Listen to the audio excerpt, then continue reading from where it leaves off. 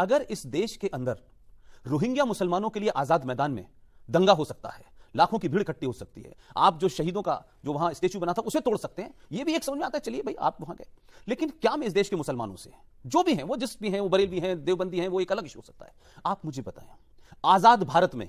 हम लड़ रहे हैं, क्या कहते हैं, औरंगजेब ने क्या किया और बाबर ने क्या किया, वो तो बहुत पुरानी बात है, ये तो मेरे और आपके जमाने की बात है। जम्मू कश्मीर में एक मुख्यमंत्री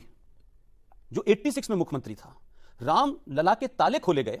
जम्मू कश्मीर में मुफ्ती मोहम्मद शहीद की देखरेख में 500 मंदिर तोड़े गए, इसकी चिंता की किसी ने? और वही आदमी जो उसका मास्टरमाइंड था, वो 1989 में भारत का गृहमंत्री बन जाता है, और गृहमंत्री होने के बाद, उसी राज्य का होने के बाद 2 दिसंबर को शपथ लेता है, 8 दिसंबर को बेटी गायब हो जाती है, 3 दिन में बेटी आ जाती है, फिर गुलाम नबी आजाद के घर से कोई गायब होता है, फिर उनके घर में भी आ जाता है, फिर सैफुद्दीन सोज के घर में, कुल मिलाकर के 30-32 आपने आतंकवादी छोड़ दिए, देश ने नहीं पूछा। ये वो लोग हैं जो जम्मू कश्मीर में तो निजाम मुस्तफा चाहते थे, लेकिन दिल्ली में आते आते तक इनको सेकुलरिज्म चाहिए था। आप सबको पता नहीं होगा 2007 में गुलाम नबी आजाद ने जम्मू कश्मीर में शरिया नाफिज किया, वही गुलाम नबी आजाद जो दिल्ली में आकर के जिनको सेकुलरिज्म का बुखार आता है। तो क्या आप मुझे बताएं कि 5.5 लाख कश्मीरी हिंदू पंडित जो उस जमीन का मूल निवासी था,